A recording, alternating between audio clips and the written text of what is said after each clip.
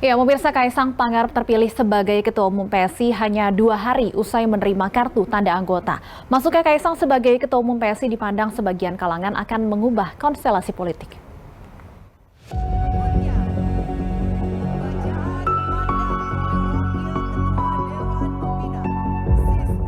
Kejutan datang dari ajang Kopi Darat Nasional Partai Solidaritas Indonesia.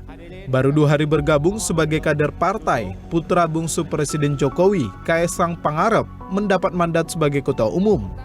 Di hadapan ratusan kader PSI, untuk pertama kalinya, Kaisang menyampaikan pidato politik sebagai Ketua Umum. Pidato Kaisang berisi berbagai alasan mengapa dirinya memilih berpolitik melalui PSI dan bukan PDI Perjuangan.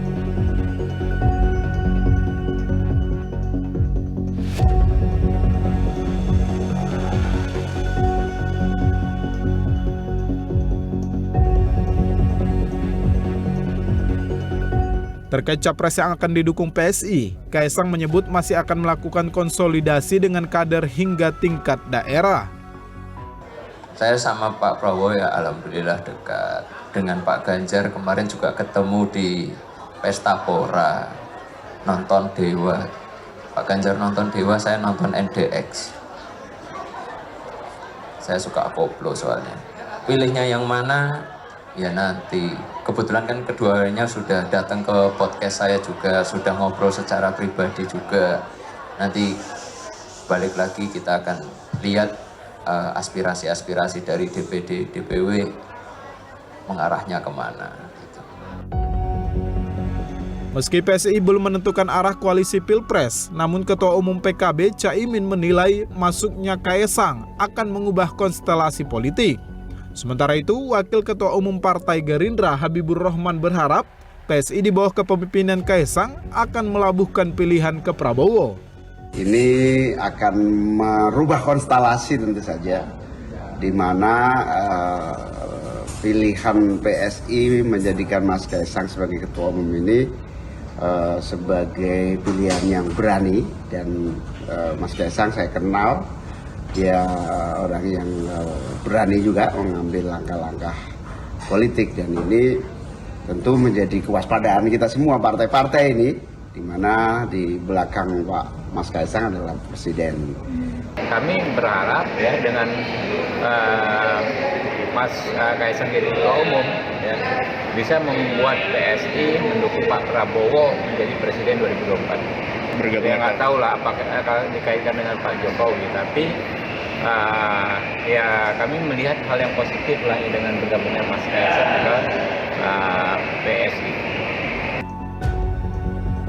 Kaisang Pangarep ditetapkan sebagai Ketua Umum PSI periode 2023 hingga 2028. Internal PSI berdalih perekrutan Kaisang adalah hasil aspirasi pengurus dan bukan sebagai bentuk kegagalan kaderisasi. Tim Liputan, B-Universe. Akan berlabuh ke koalisi manakah PSI di bawah kepemimpinan Kaisang Pangarep? Sudah bergabung Ketua DPP PSI Sheryl Tanzil dan Direktur Eksekutif Parameter Politik Indonesia Adi Praitno. Selamat sore Mas Adi, Mbak Sheryl. Ya, selamat sore Mas Adi. Baik, saya ingin ke Mas Adi terlebih dahulu. Mas Adi, 2 hari mendapat KTA langsung menjadi Ketua Umum. Bagaimana Anda melihat hal ini? Ya, agak kaget sebenarnya karena ini mungkin peristiwa politik yang paling langka di Indonesia. Baru 2 hari jadi anggota partai kemudian didapuk sebagai ketua umum ya. Ini mungkin the one and only di Indonesia terjadi pada Mas Kaisang dan PSI ya. Tapi kita yang melihat dari jauh cukup memahami Mbak, karena apapun judulnya PSI ini sebenarnya gerak cepat ya, tentu untuk mempersiapkan segala infrastruktur politik yang saya kira memang harus dipersiapkan untuk menyongsong pemilu di 2024 ya. Karena belakangan ini kan banyak juga kader-kader PSI yang keluar, ada juga yang sebagian masuk. Tentu ketika ada Kaisang bersedia menjadi anggota PSI, tentu PSI tidak menyia-nyiakan kesempatan ini sebagai upaya untuk menjadikan Kaisang sebagai selling point politik mereka gitu ya. Tentu untuk meningkatkan daya juang, meningkatkan militansi, dan akan menjadikan Kaisang sebagai simbol politik mereka di masa yang akan datang ya. Oleh karena itu ya ini bagi saya sebatas peristiwa politik biasa ya. Satu-satunya yang agak sedikit mengejutkan karena memang prosesnya begitu cepat. 2 hari jadi anggota dan kemudian setelahnya didapuk sebagai ketua umum partai ya. Tentu publik menilai ya PSI sebenarnya memang bukan hanya gerak cepat tapi ini sebagai salah satu bentuk kegagalan kaderisasi internal mereka karena memang kalau mau jujur sebenarnya banyak juga nama-nama penting, nama-nama hebat di PSI yang saya kira juga layak untuk jadi ketua umum PSI. Ada di situ Mas Raja Juli Antoni. Saya kira saat ini sebagai wamen gitu ya, sekolahnya bagus, mentereng. Kemudian ada Waldo Maldini, kemudian Mbak Sherlyn juga mantap lah kira-kira begitu dan cukup lama berproses di PSI ya. Tapi kan publik memahami kenapa Mas Kaisang. Tentu tidak terlepas dari posisinya sebagai anak presiden, kemudian popularitasnya yang cukup luar biasa. 2 variabel ini yang sebenarnya bisa menjelaskan kenapa pada akhirnya PSI itu memutuskan untuk menjadikan Kaisang sebagai ketua umum. Yang kedua Mbak, publik juga tahunya bahwa PSI itu sejak awal merupakan partai politik yang tegak lurus dengan Jokowi. Bahkan dalam Kopdarnas mereka beberapa waktu yang lalu, jargon yang diusung oleh kawan-kawan PSI itu adalah Jokowisme. Jadi kalau mau jujur sebenarnya PSI ini adalah replika politik dari Jokowi. Jadi tidak mengherankan kalau salah satu anak dari Jokowi kebetulan memiliki ketertarikan bergabung dengan PSI, kemudian didapuk menjadi anggota plus sebagai ketua umum partai. Baik. Oleh karena itu, ya, ini adalah peristiwa politik biasa, tapi memang yang agak sedikit sumir tentu saja karena prosesnya begitu cepat tanpa melalui proses kaderisasi yang cukup panjang ya. Tentu inilah yang disebutkan oleh publik. Ya karena memang Kaisang anak presiden, kalau anak warga negara biasa ya rasa-rasanya PSI tidak akan memperlakukan semacam ini begitu spesial. Peristiwa politik biasa tapi langka Mas Adi ya. Mbak Sheryl sebelum menanggapi pernyataan dari Mas Adi tadi, saya ingin tanyakan dulu apa yang menjadi agenda dalam rapat PSI hari ini sekaligus rapat perdana Mas Kaisang sebagai ketum ya. Ya, oke, terima kasih Mas Adi, juga terima kasih dari pujiannya ya. Cuman kita semua masih belajar lah di sini karena namanya juga partai baru ya, partai anak muda gitu. Pengalaman kita pasti jauh dibandingkan dengan teman-teman dari partai lain yang lebih established. Untuk hari ini memang Brotum Kaisang akan memimpin rapat DPP perdananya. Tentunya kita akan membahas percepatan konsolidasi Nusantara. Kita sudah mau menjelang pemilu Februari 2024 nanti, ini makin dekat ya, 100 harian lagi. Dan juga tentunya kita mau menyiapkan strategi kampanye kita ke depan, bagaimana kita lebih mau merebut hati masyarakat lagi dengan program-program kita. Kita ada program BPJS gratis dan juga program perampasan aset koruptor. Nah itu 2 program yang akan kita ajukan. Selain yang juga yang selama ini sudah kita berjalan ya, yang selalu kita dengungkan adalah anti korupsi. Kita ada bersih-bersih DPR, juga kita juga mengawal anggaran di berbagai kota dan kabupaten yang dimana ada anggota legislatif kita di DPRD.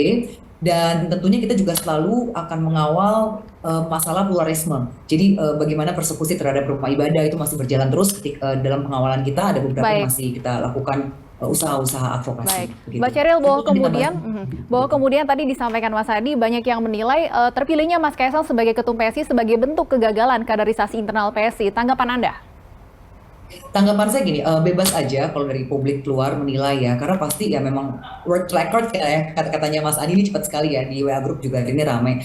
Tapi kalau kami melihatnya gini, kaderisasi itu tujuannya apa? Memantapkan nilai-nilai partai. Nilai-nilai partai dari PSI yaitu anti korupsi dan juga anti intoleransi. Nah, jadi begini, kita tidak bisa juga terkungkung dengan bahasa kaderisasi adalah penjenjangan tingkat per tingkat baru bisa menuju puncak begitu ya. Kita juga harus melihat bagaimana seorang kader itu ketika dia bermasyarakat sebelum masuk ke PSI, bagaimana apa yang sudah dia kontribusikan kepada masyarakat. Banyak kok beberapa anggota DPRD kita yang lolos pemilu dan sudah duduk menjadi anggota legislatif, mereka adalah orang yang betul-betul sangat fresh ketika masuk ke PSI. Bahkan Sis Grace Natali sendiri yang dulu menjadi ketum kita juga adalah darah fresh ya, tidak melalui harus menjadi dulu begitu di partai lalu baru menjadi ketua umum, tapi dia langsung menjadi ketua umum PSI. Jadi saya rasa kita kan harus bisa melihat seperti itu ya. Lihat ke belakang juga ya, Sis Grace juga sangat awam di politik, lalu terjun atas dasar rasa idealisme ingin berbuat lebih baik, lebih banyak lagi untuk lebih banyak orang. bersama-sama dengan para founder PSI mendirikan PSI. Dan Kaisang rupanya Brotum Kaisang mempunyai ideologi yang sama dengan kita, yaitu anti korupsi dan juga menjaga kebinekaan Indonesia. Jadi chemistry-nya ada ya. Dan saya rasa Kaisang sebagai masyarakat sudah banyak sekali berkontribusi ya. Dia berhasil membuat berbagai UMKM, lalu dengan ide-ide kreatifnya yang selalu celotehannya juga ditunggu oleh para netizen dan warga masyarakat. Saya ingat sekali waktu itu saya masih menjadi wartawan di televisi. Salah seorang produser saya, dia udah follow tuh anak-anaknya Presiden Jokowi, katanya iya soalnya fresh idea banget. Jadi begitu menarik ya ide-ide kreatifnya begitu. Dan sekarang dia juga punya podcast yang banyak membahas politik. Dan kalau kita baca komen-komennya, Bro Kaisang berhasil membuat anak muda menjadi tertarik untuk membahas politik dengan pola-pola edukasi melalui sesuatu yang segar, yang tidak harus dibuat menjadi sesuatu yang berat, harus dalam bentuk berita konvensional. Tapi dia cukup bisa menghadirkan tokoh-tokoh yang sangat mumpuni ya dalam dunia perpolitikan, dimasukkan ke dalam podcastnya dan membuat anak muda itu jadi lebih melek. Dan kita tahu 52% adalah pemilih muda ya yang harus diedukasi terus-menerus. Dan Brotum Kaisang juga kemarin mengatakan bahwa dia ingin dengan maju melalui kendaraan politik PSI, dia bisa membawa optimisme bahwa politik itu masih bisa optimis kok di Indonesia, dan politik itu yang bergembira, jangan nyinyir, jangan hoax, tapi kita majukan program-program kita. Baik, Mas Adi, Anda setuju bahwa sosok Kaisang punya daya tarik sendiri bagi anak muda di dunia politik? Apakah memang akan sesignifikan itu kepemimpinan Kaisang di PSI? Mas Adi, audionya kami belum bisa mendengar. Ya, saya kira tidak ada yang bisa membantah bahwa Bro Kaisang ini adalah sosok yang saya kira memang cukup populer. Saya menyebutnya sampai hampir nyentuh langit ketujuh itu, Mbak. Siapa yang tidak kenal Kaisang ya sampai hari ini. Yang kedua, memang Kaisang juga disukai oleh publik, mengingat sosoknya yang suka ceplas-ceplos dan tentu saja mendapatkan bonus karena posisinya sebagai anak presiden. Nah, terlepas dari hal-hal yang sudah kita diskusikan tadi, saya semalam memang sekilas mendengarkan pidato politik yang disampaikan oleh Mas Kaisang cukup tenang gitu ya. Statement-statement politiknya juga cukup mengalir, membangun diskursus politik misalnya supaya anak muda itu mau terjun ke dunia politik. Saya kira itu cukup bagus. Bahkan kalau tidak salah ada kutipan-kutipan yang saya kira cukup menarik ya, bahwa Kaisang ini sekalipun masih muda disebut sebagai dalam tanda kutip misalnya hanya sebatas modal anak presiden, tapi kalau membaca dan kita mendengar statement politiknya semalam itu cukup luar biasa lah. Oleh karena itu terlepas dari apapun yang saya kira menjadi perdebatan publik sampai hari ini, yang menarik itu justru soal kemana kira-kira arah politik PSI ke depan, Mbak. Ini yang sebenarnya sedang ditunggu betul, karena apapun judulnya, kalau kita melihat suasana batin PSI, sorry to say, dari data-data survei yang kita miliki sebenarnya, baik kader, baik konstituen, dan elit-elit PSI, adalah mereka yang sebenarnya jatuh cinta dan cukup dekat dengan Ganjar Pranowo. Tapi kan publik tidak bisa menutup mata. Ada korelasi yang relatif agak kurang nyaman sebenarnya antara PSI dan PDIP. Inilah yang sepertinya membuat kenapa PSI itu sampai hari ini terkesan memutuskan untuk lebih jomblo dulu lah gitu ya, ketimbang untuk buru-buru menentukan kemana arah politiknya. Meski pada saat yang bersamaan kita juga melihat bagaimana kawan-kawan PSI ini juga menunjukkan kedekatannya dengan Prabowo Subianto. Artinya apa? Teman-teman PSI ini kan hati dan pikirannya seakan-akan terbelah lah, kira-kira begitu. Inginnya ke Ganjar Pranowo, tapi persoalan komunikasi dengan PDIP yang agak kurang lancar, ya sambil mencari bagaimana titik temu di antara keduanya, ya PSI juga membuka komunikasi politik dengan Prabowo Subianto. Oleh karena itu, ini yang paling banyak ditunggu, kemana sebenarnya arah dan sikap politik PSI itu. Apakah akan berbeda dengan Gibran, apakah akan berbeda dengan Pak Jokowi, ataukah memang sebenarnya PSI ini ya akan kembali ke rumah besar bersamanya, yaitu bersama PDIP, kira-kira begitu, dan kemudian mengusung Ganjar Pranowo sebagai kandidat. Apakah artinya dengan kepemimpinan Kaisang ini peluang untuk PSI bergabung dengan koalisi Prabowo lebih terbuka, Mas Adi? Ya tentu teman-teman PSI yang lebih tahu banyak, Mbak. Kalau kita melihat dari jauh ya, kemanapun PSI berlabuh ya pasti akan menjadi sorotan publik ya, terutama apapun judulnya. Ya keluarga besar Mas Kaisang juga adalah kader PDIP, Mas Bobi di PDIP, Gibran di PDIP, dan Pak Presiden pun juga ada di PDIP. Nah yang menarik kalau memang PSI ke Prabowo Subianto, ini di dalam keluarga tapi beda mazhab dan beda iman politiknya, Mbak. Nah, tentu akan semakin ramai. pembicaraan publik ke depan seperti apa. Baik, ya Mbak Sheryl bisa langsung jawab, benarkah kemudian peluang PSI bergabung ke koalisi Prabowo lebih besar atau lebih terbuka dibandingkan bergabung dengan koalisi pendukung Ganjar?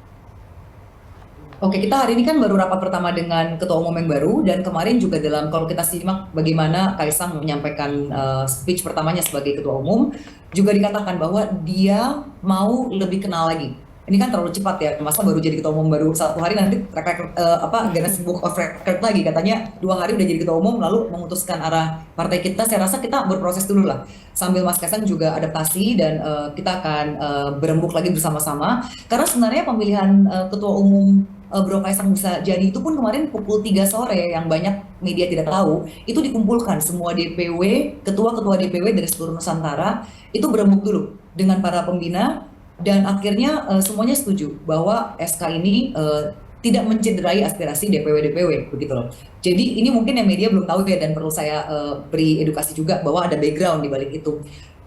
Jadi kalau misalnya arahan politik kita akan ke arah mana, biarlah Mbak, kita berproses dulu. Kita punya ketua umum baru, kita punya energi baru. Yang kita mohon adalah mohon doanya, karena pada hakikatnya partai itu adalah harus menjadi kendaraan bagi orang-orang baik. Apalagi kita kan nanti 2024 ini seperti Pak Jokowi bilang, kita punya bonus demografi, kita mau Indonesia emas. Jadi biarlah PSI yang notabene suaranya masih kecil ini, tapi kita juga mau ikut menentukan kemana arah Indonesia yang lebih baik. Biarlah kita berproses, dan mohon doanya dari Mas Adi, dari Mbak Steph juga, dan dari pemirsa juga. Semoga makin bijaksana pilihan-pilihan PSI, dan makin memilih yang terbaik untuk Indonesia. Baik, kita tunggu seperti apa nanti kelanjutan dari arah koalisi PSI dengan kepemimpinan barunya. Terima kasih Mbak Sheryl, Mas Adi sudah bergabung di Berita Satu Utama.